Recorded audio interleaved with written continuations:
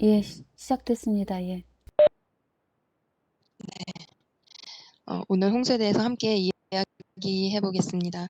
먼저 창세기 6장을 함께 보겠습니다. 창세기 6장 5절, 6절, 7절 읽어보겠습니다.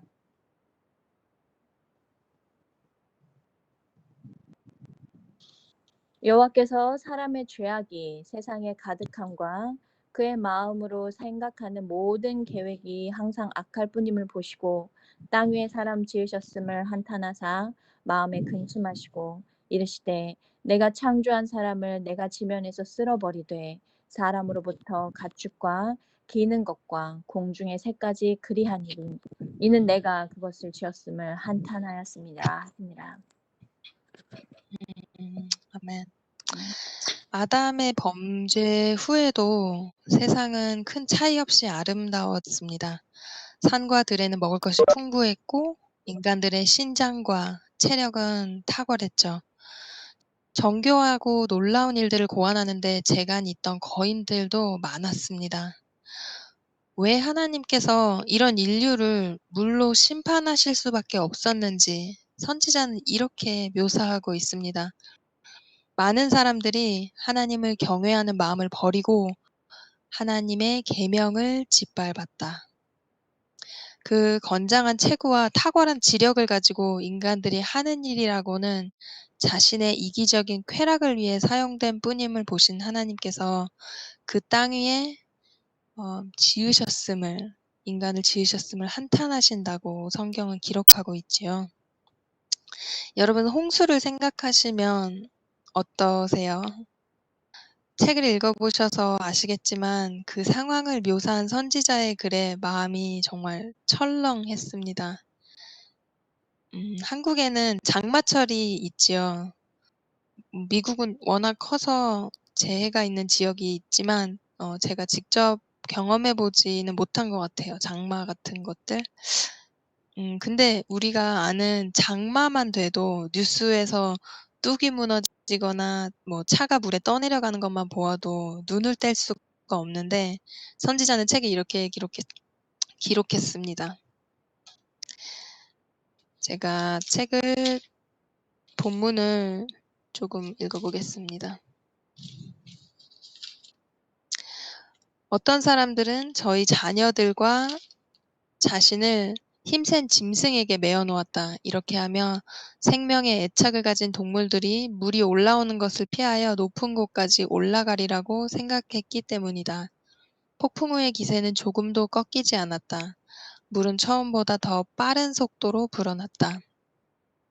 어떤 사람들은 땅의 가장 높은 지점에 있는 나무에 자신을 단단히 붙들어 매었으나 그 나무는 뿌리채 뽑혀 공중으로 사납게 날아갔는데 마치 성나서 세차게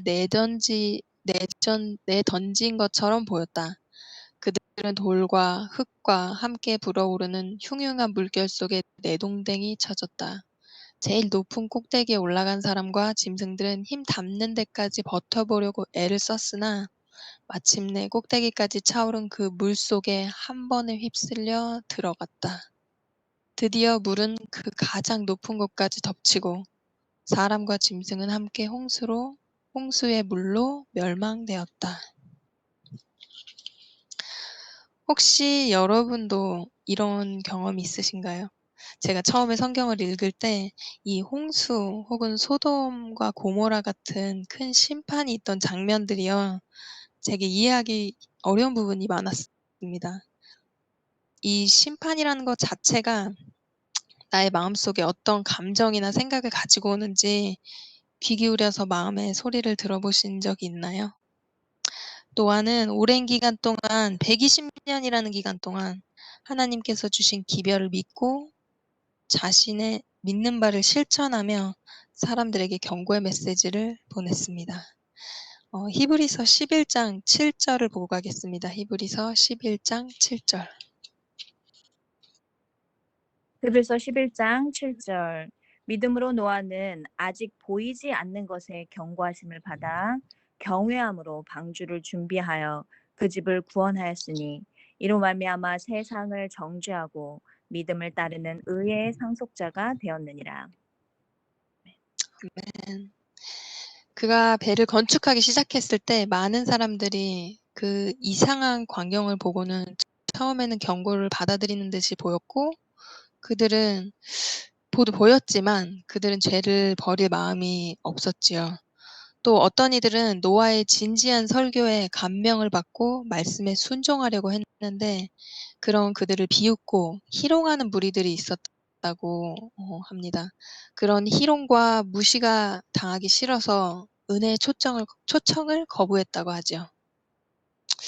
이 장면을 머릿속에 그리면서요, 제 스스로가 생각났습니다. 처음에 하나님을 창조주로 선택할지 말지 갈팡질팡하던 제 마음속에도 사단이 저를 비웃으며, 야, 너는 보지도 못한 그런 거를 믿어? 너 바보야?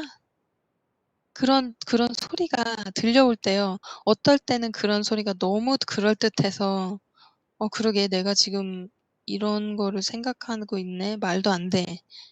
하나님 없어. 이런 순간도 있었습니다. 아마 그들의 경험도 비슷하지 않았을까 생각을 해봅니다.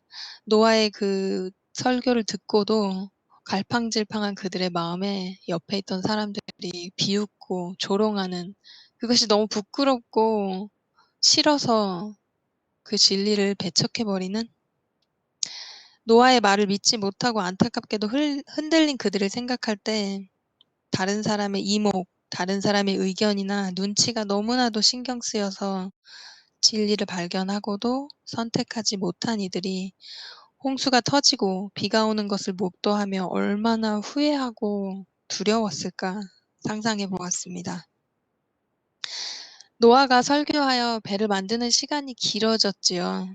사람들은 더욱더 그를 비웃으며 놀리고 세상이 이렇게 잘 돌아가고 있는데 말도 안 되는 거라고 생각하고, 또 나아가서 하나님은 너무 좋은 분이라서 절대 우리를 형벌하거나 저 미친 노아의 말처럼 비가 와서 심판이 있다는 건 말도 안 되는 것이라고 그를 광신자라고 못 박았습니다.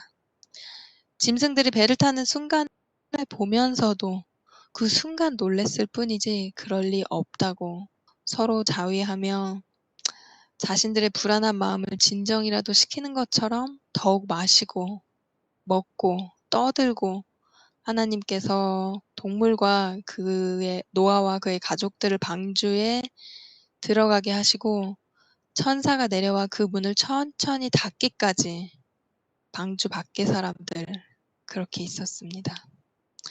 그리고 방주 문이 닫히고 하루, 이틀, 3일, 7일이 되기까지 아무런 징조도 일어나지 않았지요.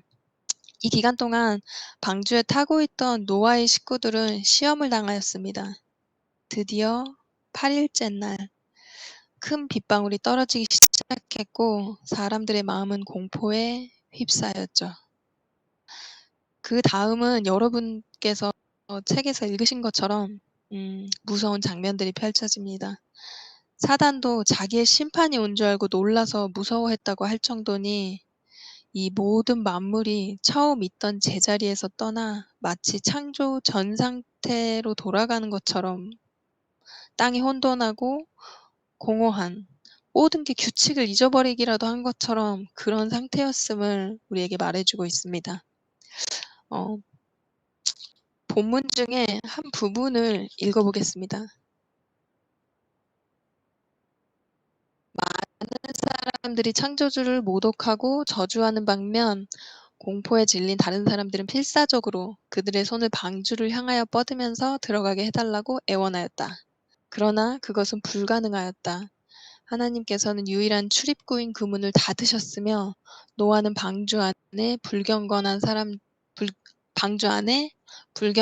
사람들은 밖에 있게 하였다. 방주의 문은 하나님께서만 여실 수 있었다. 그들의 공포와 후회는 너무 늦었다. 그들은 사람보다 더 강하신 살아계신 하나님이 계신다는 것과 그분을 그들이 무시하고 모독했다는 것을 알게 되었다. 저희는 하나님을 열렬히 불렀으나 그분의 귀는 그들의 소리를 듣기 위해 열려 있지 아니하였다. 어떤 사람들은 필사적으로 방주를 깨트리고 들어가려고 했지만 견고하게 만들어진 방주는 어떤 노력에도 끄떡이 없었다. 그들은 방주 밖에서 구원의 손길을 요청하였고요. 하나님의 율법을 범한 것이 그들의 멸망을 초래했다는 것을 알았다고 선지자는 말하고 있습니다. 눈앞에 벌어지고 있는 형벌이 무서워서 그들의 죄를 인정하고 방주를 붙들고 매달렸지만 그들 스스로가 범한 죄악에 대해 진정으로 후회한 것은 아니었죠. 만약 심판이 물러갔다면 그들은 다시 하나님께 반항하고 자신을 위한 오락과 쾌락과 정욕의 만족을 위해 열심내고 자만하고 좌고한 정신에 똑같이 몰두했을 것입니다. 여러분, 노아의 방주는 이 마지막 시대를 살아가고 있는 저와 여러분께 메시지를 던져주고 있습니다. 홍수 전 사람들의 상태는 재림 전 사람들의 상태와 같을 것이라고 선지자는 그리고 성경은 이야기하고 있지요. 누가복음 18장을 보시면요. 어떤 과부가 나오는데요. 불의한 재판장에게 찾아가 자기의 원한을 풀어달라고 애원합니다. 불의한 재판장은 이 여자가 쉽게 포기 안 할 것 같으니까 귀찮아서 자기를 괴롭히게 하는 게 귀찮아서 그 일을 해결해 주지요. 예수께서 이 비유를 통해 마지막 때 재림에 있을 일을 설명해 주시는데요. 이 불의한 재판장도 해주는 판결을 하물며 하나님께서 택하신 자들의 원한을 풀어주지 아니하겠느냐. 그러나 인자가 올 때 세상에서 믿음을 보겠느냐 말씀하십니다. 홍수전 사람들의 상태처럼 오늘날도 많은 사람들이 이 상태에 빠져 있고 속고 있는 것이 사실입니다. 사도 바울은 기록하기를 말세에 고통하는 때가 이르러 사람들이 자기를 사랑하며 돈을 사랑하며 자랑하며 교만하며 비방하며 부모를 거역하고 감사하지 아니하며 거룩하지 아니하며 무정하며 원통함을 풀지 아니하며 모함하며 절제하지 못하며 사나우며 선한 것을 좋아하지 아니하며 배신하며 조급하며 쾌락을 사랑하기를 하나님을 사랑하는 것보다 더하며 경건의 모양은 있으나 경건의 능력은 부인한다라고 기록했습니다. 제가 아직 온전해지지 않은 여러 면들을 사실 이 구절에서 찾을 수 있었는데요. 이번 주를 통해서 예수께서 아직 제게 시간을 주심을 엄숙히 묵상하게 되었습니다. 노아가 세상에 120년 동안 일하는 시간 동안 내 외침은 은혜의 시기에 하나님께서 인류를 향한 자비의 기별이었으며 사랑의 호소였지요. 분명 이 진지한 시간은 끝이 있음을 또한 알려줍니다. 1844년에 성경의 예언을 통해 알고 있는 2300주의 끝부터 오늘 이 시간까지 우리는 분명 지구 역사 마지막 시간에 살고 있는 것을 알고 있습니다. 우리의 대제사장 되시는 예수 그리스도께서 지금 하늘 성소에 들어가서 인류를 위한 마지막 봉사를 하고 계시지요. 우리는 지금 하늘에서 이루어지고 있는 이 봉사를 조사심판이라고 부르고요. 이 조사심판의 날에는 하나님의 백성이라고 공언하는 사람들의 사건만을 다루게 됩니다. 선지자 다니엘은 다음과 같이 기록하였습니다. 내가 보았는데 왕좌가 놓이고 옛적부터 항상 계시니가 좌정하셨는데 그 옷은 희기가 눈 같고 그 머리털은 깨끗한 양의 털 같고 그 모자는 불꽃이요 그 바퀴는 붙는 불이며 불이 강처럼 흘러 그 앞에서 나오며 그에게 수종하는 자는 천천히요 그 앞에 시위하는 자는 만만이며 심판을 베푸시는 데 책들이 놓여 있더라. 하늘에는 그 행위를 기록한 책들이 있다고 성경은 말합니다. 그 책의 기록으로 심판의 판결이 결정되지요. 요한은 그 같은 광경을 계시록 20장 12절에 이렇게 묘사합니다. 계시록 20장 12절 보겠습니다. 계시록 20장 12절. 또 내가 보니 죽은 자들이 큰 자나 작은 자나 그 보좌 앞에 서 있는데 책들이 펴 있고 또 다른 책이 펴졌으니 곧 생명책이라. 죽은 자들이 자기 행위를 따라 책들에 기록된 대로 심판을 받으니. 네. 죽은 자들이 자기 행위에 따라 책들에 기록된 대로 심판을 받으니. 여러분, 예수께서 제자들에게 너희 이름이 하늘에 기록된 것으로 기뻐하라 말씀하셨습니다.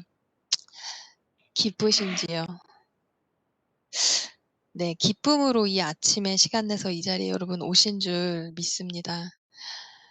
계시록 3장 5절에 보시면요. 이기는 자는 이와 같이 흰옷을 입을 것이요. 이 흰옷은 예수 그리스도의 의, 그 옷이지요. 그리고 이렇게 써 있습니다. 내가 그 이름을 생명책에서 지우지 아니하고 내가 그 이름을 생명책에서 지우지 아니하고. 여러분 참 진짜 이게 정말 기쁜 소식입니다. 우리 인간들은 이 죄인들은 일단 먼저 이렇게 생각하죠.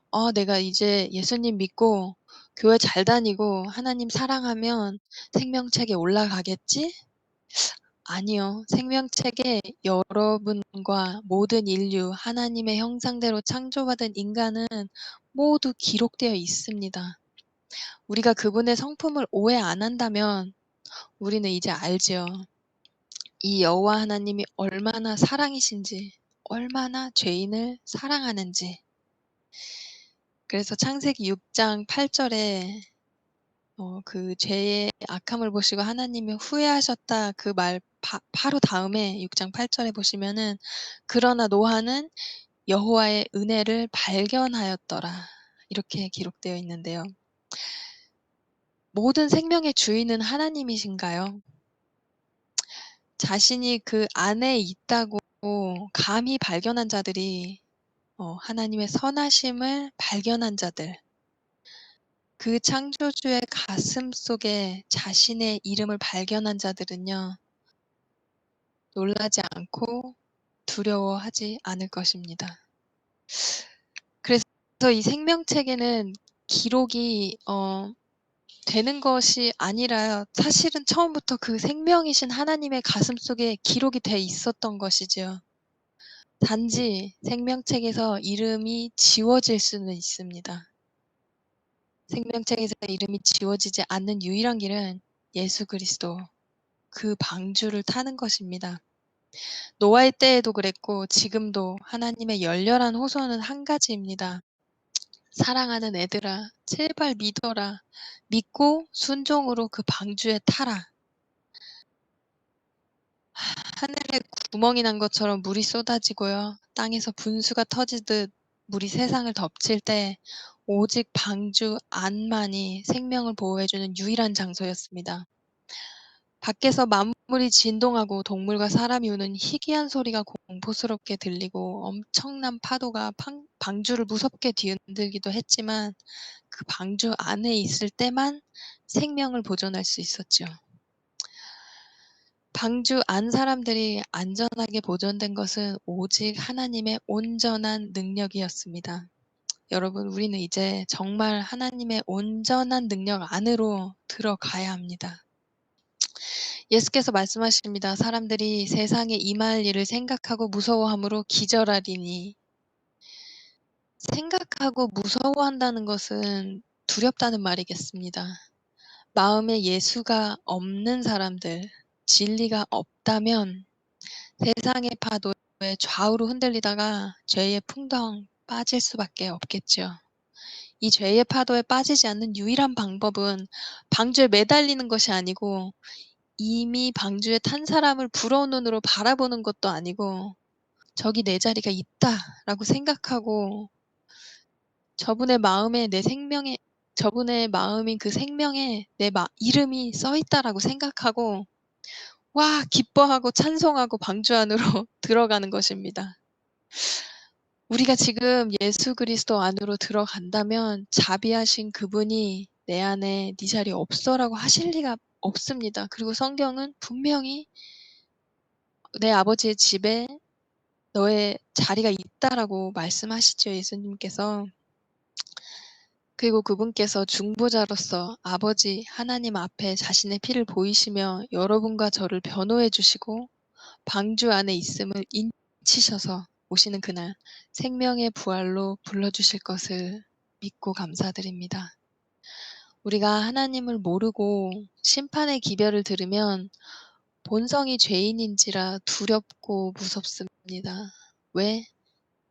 죄인은 형벌을 받음을 알고 있으니까요. 그러나 이제 하나님의 속마음을 감히 알고 심판을 생각하면 우리가 방주에 탔다면 두려움보다는 감사와 찬양, 그리고 나 같은 죄인을 사랑하신 이분이 얼마나 선하신지 그 선한 말씀으로 전달되는 성령의 감화로 기뻐서 나를 잊어버리고 평안을 맛보게 되겠지요. 심판은 의인에게는 기쁘고 꼭 필요한 것입니다. 우리가 의인이다 아니다 서로는 말해줄 수 없지만 내 스스로에게도 또 말해줄 수 없지만 예수께서 보시기에 합당한 자에게 그 생명의 면류관을 주실 줄 믿습니다. 노아가 외쳤던 그 시대의 기별, 방주를 타라였습니다. 비 오니까 비가 올 거니까 믿고 방주를 타라. 우리도 같은 기별을 외치도록 부르심 받았다고 믿습니다. 첫째 천사가 큰 음성으로 이르되 하나님을 두려워하며 그에게 영광을 돌리라. 이는 그의 심판하실 시간이 이르렀음이라. 하늘과 땅과 바다와 물들의 근원을 만드신 이를 경배하라. 또 다른 천사 곧 둘째가 그 뒤를 따라 말하되 무너졌도다 무너졌도다 큰 성 바벨론이여. 다시 그 뒤를 이어 셋째 천사가 큰 음성으로 말합니다. 만일 누구든지 짐승과 그의 우상에게 경배하고 이마에나 손에 표를 받으면 불과 유황으로 고난을 받으리니 짐승의 표를 받는 자는 누구든지 밤낮 쉼을 얻지 못하리라. 여기 각 시대의 대쟁투의 제38장에 보면요. 최후의 경고라는 제목으로 있는 장의 본문을 조금 읽어보겠습니다. 셋째 천사의 기별을 전하는 일에 협력하는 천사는 그 영광으로 온 세상을 환하게 한다. 온 세계적 범위의 사업이 비상한 능력으로 성취될 것이 여기에 예언되어 있다.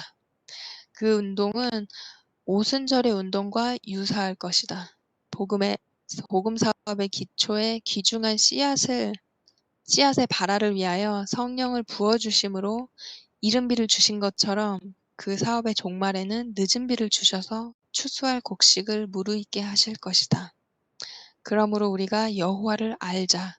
힘써 여호와를 알자.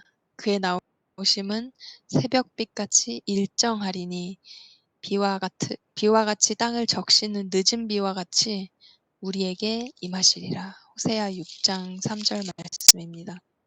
기별은 변론으로 전해지기보다 하나님의 영의 깊은 감동으로 전해질 것이다 라고 이곳에 써 있습니다.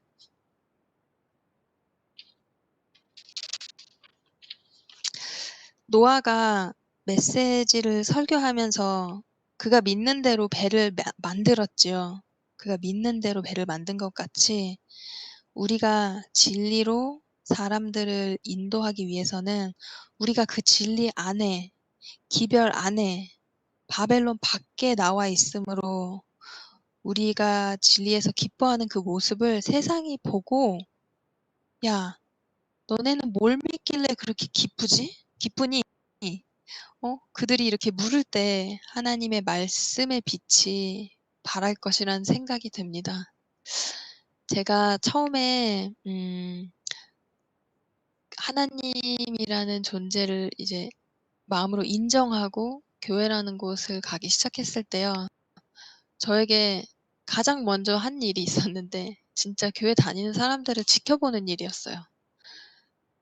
그게 첫 번째로는 저에게 그 복음을 전해준 그 당사자, 그 사람을 관찰하는 게 제가 첫 번째로 한 일이었고요. 그 당시에는 그것조차도 스스로 모르고 있었지만 지금은 이제 좀 정리를 하면서 생각을 해보면 저 사람 저한테 복음을 전해준 사람 그 사람과 어떤 이슈가 생길 때 저는 같은 이슈를 맞이하고 있는데 항상 막 화나고 불안하고 불편하고 이런 마음인데 그 사람은 참 가만히 있는 거예요, 그 마음이 심령이. 그래서 그게 어떻게 말해야 되지? 탐났다라는 표현? "야 너는 어떻게 이렇게 가만히 있냐? 나랑 너랑 같이 다투고 얘기를 하는데도 그냥 가만히 자기 얘기를 하고 또 이제 헤어진 다음에 이제 각자의 집으로 돌아가죠. 자리로 돌아갔다가 다시 만날 때도 웃으면서 나를 대하는 그 사람을 처음에는 이해하기가 되게 어렵더라고요. '어떻게 너는 이렇게 평화롭지?' 그리고 제가 그거를 좀 했어요. 그래서 "너 왜 그래?" 이러니까 "하나님이 이런 분이야."라고 했을 때 제 마음속에서 아닌데. 그냥 너가 좋은 사람이잖아." 이렇게만 생각하는 그 마음을 또 하나님이 그 무식한 마음을 인도하셔서 '그래? 그럼 교회를 한번 가 보자.'라는 생각을 하게 해준 고런 시간이 있었습니다. 그래서 우리가 이 믿는 기별 속에 믿는 믿음 속에 산다면 주위 사람들이 그걸 보고 '너는 어떻게 그 방주에 들어갔지? 너는 왜 이렇게 편하니?' 라고 진짜 질문하고 도움을 청하는 일이 있을 거라고 저는 믿습니다. 그럴 때 말씀이 들어가고 하나님의 성령이 그들의 마음에 일하시고 우리의 마음에 일하시면 이 복음 사업이 맞춰지고 하나님께서 금방 재림하실 시간이 올 거라고 믿고요. 여러분께서 이 홍수장을 읽으시면서 어떤 생각을 하셨는지 또 궁금하고 같이 나눠 주시면 좋겠습니다. 네. 오늘은 또 같이 나누는 시간을 가지고 싶은데요.